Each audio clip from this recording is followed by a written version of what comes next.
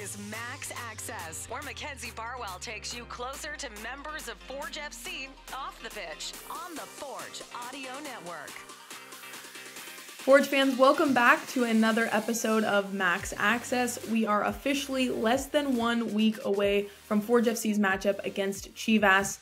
If you haven't already got your tickets, we just opened up the East Upper Bowl, so it's not too late. Go and do that because we are running out of time and there's high demand for these tickets. In today's episode, I am joined by Malcolm Duncan. We did film this interview though 2 days in advance. So on Tuesday was because the team came back from Mexico yesterday and I figured who wants to get off a plane and onto Zoom. So he was kind enough to join me. We discussed everything from his thoughts going into his second complete season now with Forge, turnover within the team, and then lastly some, shenanigans that they got up to during their time in Mexico. So we will get into that very shortly. But as usual, I want to touch on a few things that have happened since last week's episode. All right, firstly, Forge made their official school day match announcement. If you listened to last week's episode, I joked about the younger Forge fan base pulling through for this game. But as it turns out, on May 7th, 11 a.m. on a Tuesday, this game is truly dedicated to them, specifically students in the grades 6 to 12 from around the local community and school board. So if you want to learn more about that, you can feel free to visit the Forge FC website and social media. In other news, Forge favorite 2022 Defender of the Year, Alex Ashton-Johnson, has signed a multi-year contract with the club. I'm sure many of you have seen this video on social media, and if you haven't already, please go watch it because the way that they announced his re-signing was just cinematic genius, for lack of a better term, I guess. I got to give credit to the social team and, of course, Alex as well for actually executing this because I think I shrieked when I saw him come out from behind the camera. So just go watch it, okay? If you haven't already, great job on everybody's part. Let's get into Alex's stats just for 1 second to give him his flowers because since joining the team in its inaugural season in 2019, Alex has had a club-leading 147 appearances. He scored 5 goals over that time period, one of which being in that 2020 final against Halifax, winning the championship for Forge, and then 5 more assists throughout his 5 years with the team, all while multitasking, defending, and a midfield position. He's just been switching between the two, and he's just so nonchalant about it. But every Forge fan can sleep soundly going into this CONCACAF match, knowing that Alex Ashton-Johnson will be with the team for a while now. There are some other things that I'll get into in today's episode, but let's just hear from my conversation with Malcolm first. Thank you for taking the time, Malcolm. I appreciate you coming on today. Of course. So first things first, I just mentioned it, but I want you to kind of give a rundown to the viewers about not only your experience so far in Mexico, but maybe more so focusing on those 2 days where you had some excursions, one being the pyramids and the second being in the city, right? Can you elaborate a little bit on that? Yeah, well, just overall, the experience here has been really good for the team, at least, to kind of build that chemistry initially, building into these 2 games. We've played a lot together so far, so it's definitely helped. But specifically those 2 days, those were just 2 excursions that we had. The first day, which was before we went into the city center, and we got some time to just walk around really and see Querétaro and like what it's like and the culture they have here.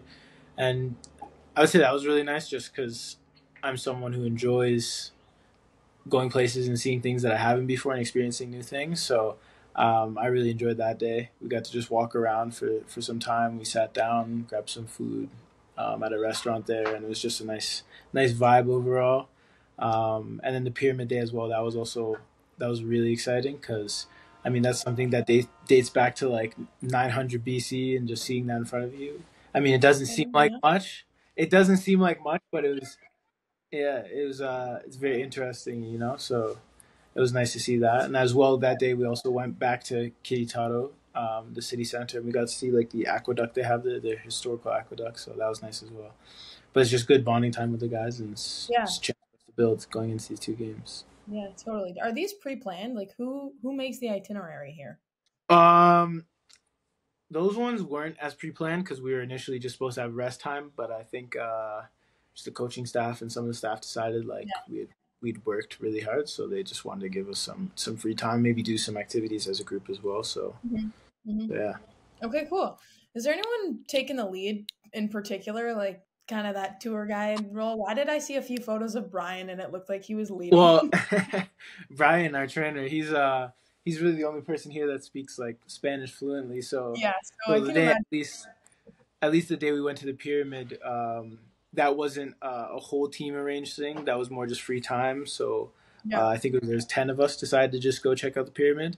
yeah. And since we were going, we kind of needed someone to translate or at Like least talk. Brian. Exactly. And Brian wanted to see as well, so it was nice. So we Yeah. brought him along. He was able to help us figure out, What the exactly logistics was of the going whole on. situation. Yeah. Was that Dom in the back? Yes, Dom is in the back. I thought He's my roommate. He wants to say hi. Say hi to the viewers real quick. Thank you. What's up, viewers? Okay, one of the first things that I also wanted to ask you, obviously, now you're on your way home tomorrow because we are filming this on Tuesday. So what's going through your head as you approach this game now that you've got an entire season under your belt with Forge?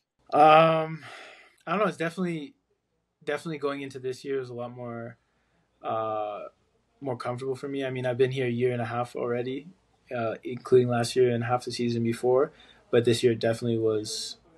It was nice to just have that confidence and comfort coming in and being like, okay, I've been here. I know what the environment's like and like how much work we have to put in. And I mean, the 2 weeks here have definitely helped. Just as I said, build as a team, but also kind of acclimate to the altitude here as well and get our fitness back as a group. So definitely going into these two games, we're feeling confident. We're feeling good about our group right now. So yeah. I wanted to ask about your role in particular because I think you're in an interesting spot, and the same goes with Noah, both of you having a similar career path prior to signing with Forge.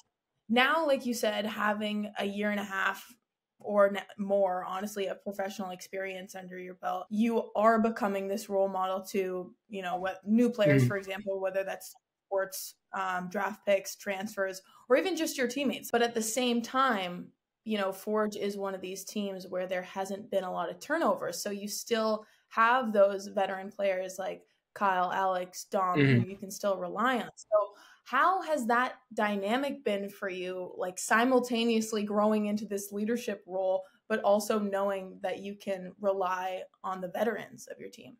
I mean, one thing I always liked about Forge is that I've known like a lot of the team, at least since I was a kid at Sigma, at least growing up, because I played with Dom and Tristan Henry and even some of the staff like Jelani. I played with those guys when I was like 15, 16 years old. So coming to this team, it's kind of like, I wouldn't say it's a throwback to those days, but it's like, it's at least I know what I know what those people are like, and it's a welcoming environment because I've known them before. So okay, so I guess in that respect, no, I was just gonna say in that respect there is that familiarity, and it doesn't necessarily feel like too stiff in one way or the other. Yeah, no, it's not like a foreign environment that I'm entering and whatnot. Like I've known these guys and like a lot of the Sigma kids as well. Like sometimes the younger ones may come train with us, and we make sure they feel comfortable as well, because in years down the line they could exactly be in the same spot, in the same position as us. You played with Jelani?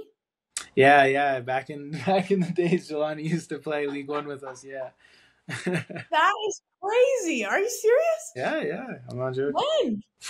I don't know, 2014, 2015, something like that. I gotta ask him about this. Yeah, you should get him on the podcast talking about his League One days. Literally, he always interrupts my interviews with Bobby, so now I have some potential ammo for him. But yeah, like you said, you still have these players who you've, had experience playing with. In this context of CONCACAF, playing alongside people who have competed in this tournament before. How has that been, and how does that contribute to the team's confidence, but also your confidence as an individual player? I mean, they've been here before, so it's nothing new to them. They know what the competition's going to be like, and I think just anyone at this level should have that innate competitiveness within them. So I mean, it's not going to be like a surprise to me of what I'm expecting on the field. Like I know what it's going to be like. And we've all played high-level teams before, and as you said, we have guys here that have been here before. So, I think just everyone's prepared, everyone's ready to go, everyone's excited. No, that's completely fair. So, You leave tomorrow, right? Mm-hmm. What's the travel day like tomorrow, and how does training work leading up to Wednesday? Well, we leave here like early in the morning in the AM, and get to the airport, and then it'll be kind of an all-day travel. We have like one stopover, one layover for a few hours, and then we get home, and then we may have the day off tomorrow, I think, and then we're just gonna be practicing right up to the game and just preparing final touches, really. I'm a little nervous for you to get acclimatized back to the Hamilton way. We're definitely not gonna be used to the cold. I mean, there's been a few cold days here, but it's not. I can't really say they're cold actually. Yeah. That's like a 9 degree. Like this morning was cold. It was 9 degrees. But Borges was sitting on the balcony when I had an interview with him last week, and he was like, "Don't worry, it's actually really cold." no, it is. It's when you're feeling like 20 degrees every day, and then you wake up and it's like, oh, it's 5 degrees, 9 degrees. Fair. It's freezing. You know what? Fair. I still think it's Exactly. a tough transition though on the way back. I want to go back and talk about the regular season. Obviously, it's still a ways away, but the schedule just came out, and I do think it's worth reflecting on. So I kind of have a double-barreled question here for you. The first being your experience seeing the way that the season unfolded and then having come away with the championship, what that was like, but also whether or not you've seen any changes or shifts within the team, even coming back for these 2 weeks after taking that championship home. Yeah, definitely last season, there were definitely ups and downs throughout. It wasn't a consistent, like, coasting the whole season, clear shot straight to the final. There was definitely inconsistencies there, but, we really just put our head down, put in the work, and just, soccer is a game of skill, but it's also a game where just beautiful things happen in certain moments, and those beautiful moments make this game just what it is. So, and that's what it took, and we won the final. So that was definitely a very big moment, and winning that at home as well. That's a core memory that is just going to be there forever. It's a beautiful time.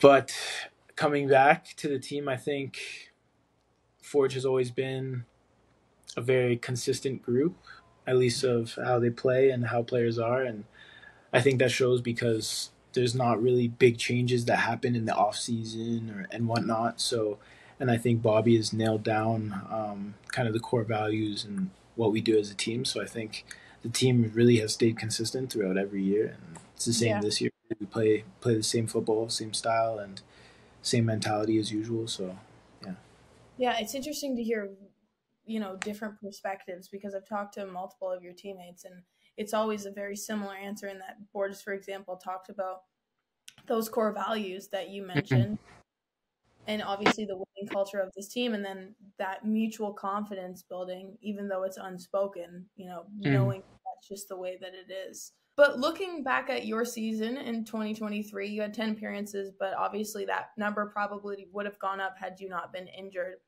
towards the end of the season. So what are you taking away from that time when you were kind of forced to step back and watch for a bit? I mean, that was definitely kind of a disheartening time because I was kind of finally getting my break, hopefully, I think then. But then, unfortunately, ended up getting hurt. But, I think everyone plays their little role for the team. Mm-hmm. So I know it was disheartening in that time, but I was ready to get back out onto the field when I was cleared to and just assist in any way I can and not only push myself to be in the best place, but also push the players ahead of me as well and just play my role for the team the best I could so that we can go on to win the championship. So. Yeah, and you did, and you were able to contribute. So I would imagine it obviously wasn't as much as you would have liked, but still at the end of the day, you did what you needed to. Mm-hmm. After that championship, though, what did you do? How did you celebrate, and what did you get up to in the off season? Obviously took some time off, went down to America for a bit, visited my girlfriend. Nice. But then that was only a couple weeks, and then got right back into training, kind of getting myself ready because I think everyone knew with CONCACAF happening that it would be an earlier start this year. Yeah. And everyone was patiently awaiting the draw to happen. But in that time, everyone was just getting ready ahead of time, sooner than they would in most years. Just preparing, just getting ourselves ready for these games. So yeah, it's a quick turnaround. Mm-hmm. And we're in America, by the way. That's a pretty broad statement. Massachusetts. down by where I went to school, Massachusetts. Okay, nice, cool. Okay, last one. This is what I asked Borges last week, but I'm going to reword it a little bit. I was asking him whether or not, or what spots that he likes to go to in Hamilton and what he's looking forward to coming back to in terms of restaurants. But you said during your few field trips that you had, you ate some good food. So if there's one thing that you could bring back or that you can't get here, is there anything that comes to mind? Oh.